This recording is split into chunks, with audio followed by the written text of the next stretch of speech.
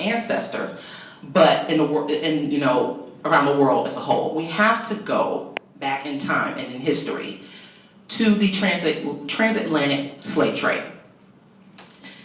Now, this is a period in history that was largely responsible for how so many of us arrived here, why we are here, and also why there are Africans scattered throughout the world, which is called the diaspora.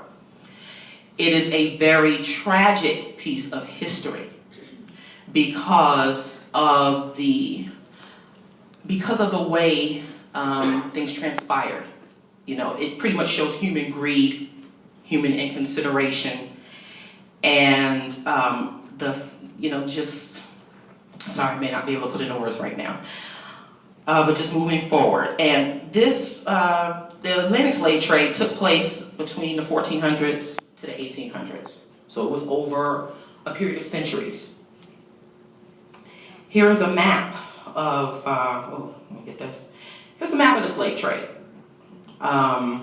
You got the, and let me just make a note that the slave trade was a combined effort between Europeans and Africans who did sell their own people into slavery and allowed it.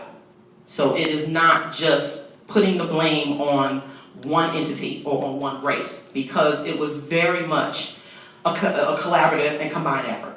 So just to let us, just to explain that. So the Europeans collaborated, and also they did kidnap some, the captives and the natives. And this was done after Columbus's journey to the Western Hemisphere, and after the devastation of the indigenous populations, who we call Native Americans. And we do know, one thing that I have to say is that the school system has done a disadvantage to all races, because they don't tell the entire story of what happened. We all know how Columbus sailed to the New World. He found it by accident, looking for India. But what they don't tell you, especially on the elementary, junior, and high school level, is that he made separate journeys to the Western Hemisphere and was complicit, and as well as other explorers, they were complicit in the devastation of the indigenous populations. This is something that is rarely spoke of, but it is a part of history. It is fact. You can look it up. But this is the path, or the sorry, excuse me. Ooh. This was the trail, rather. It was once called the triangular trade because you had the slaves transported from Africa to South America, the West Indies, and Northern America. And then you had goods and other goods and services transported back to Europe and also into Africa. Here we have a diagram of slave ship. This was how the captives, and before that, just a side note, when I was 14, I went on a trip to Ghana, and we visited the slave castles on the coast. And anyone who visits them, you can't help but feel a sadness, because you gain an understanding of how people were herded into these cramped areas with probably very little food, and basically treated less than human. And many people died even before getting on that ship. So it is something that it is a memorable experience for everyone. I mean, I think it is good for people to know and to visit, just so that you understand. Even though we have never had to experience it, our ability to empathize with human beings definitely kicks in there. So this is a diagram of a slave ship and what it would look like. Of course, it was packed. People were probably put on top of each other. And you're talking about a voyage that lasted at least 2 months on a ship, which I wouldn't want to wish on anyone, especially not back then. When when the captives got there, this is an example of one of the posters, like Negro sold. Pretty much just like piece of property, property, animals, they were sold, humans. And by no means do I think that slavery is, of course, unique to this dynamic of the slave trade. Of course, slavery existed in Africa as well, but never to this effect, where people were transported far, far away into a land that they know they would never see their native land again. And this is a picture of an auction block. And if you see there, if you look carefully, you'll notice that just because you wanted to buy slaves didn't mean you had to buy all of them. You could buy one or however many you wanted, which meant that families were broken.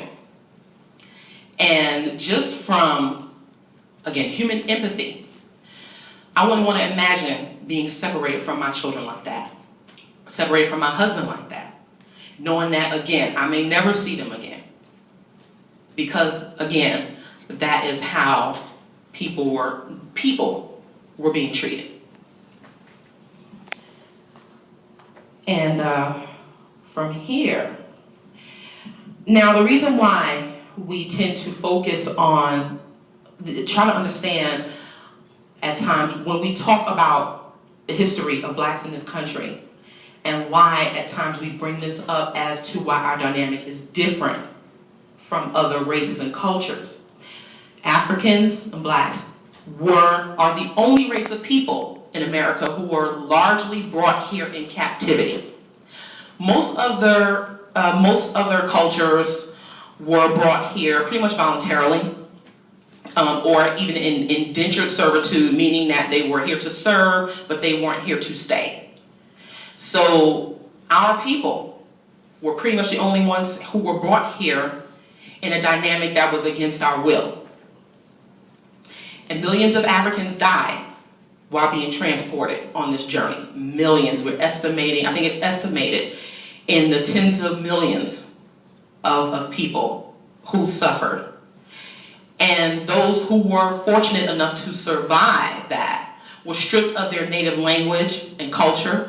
They were given new names by their masters and forced to accept Christianity as their new religion. Now in the West Indies, and you can look this up, there was a process called seasoning, in which the captives were basically seasoned, and they compare it to horses.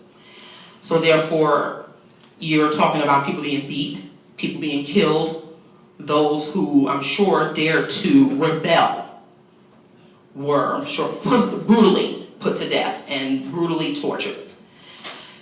And passages from the Bible were used to justify slavery. I, not knowing the Bible myself, don't know what these passages are. I'm pretty sure many of you can probably point to them, especially within the free thought community. We talk about how the Bible was used to justify slavery in general.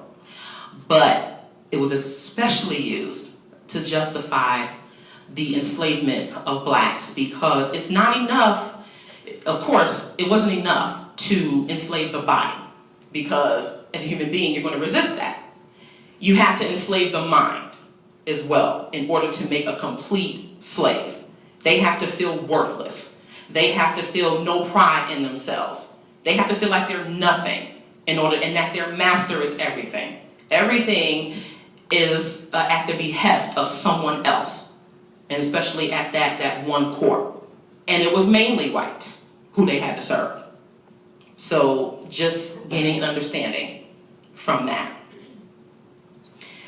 Now, before I go into after slavery and Reconstruction, I want to talk about how the slave trade of this magnitude of the Atlantic slave trade, it wasn't only exploitive of labor, it was also very sexually exploited.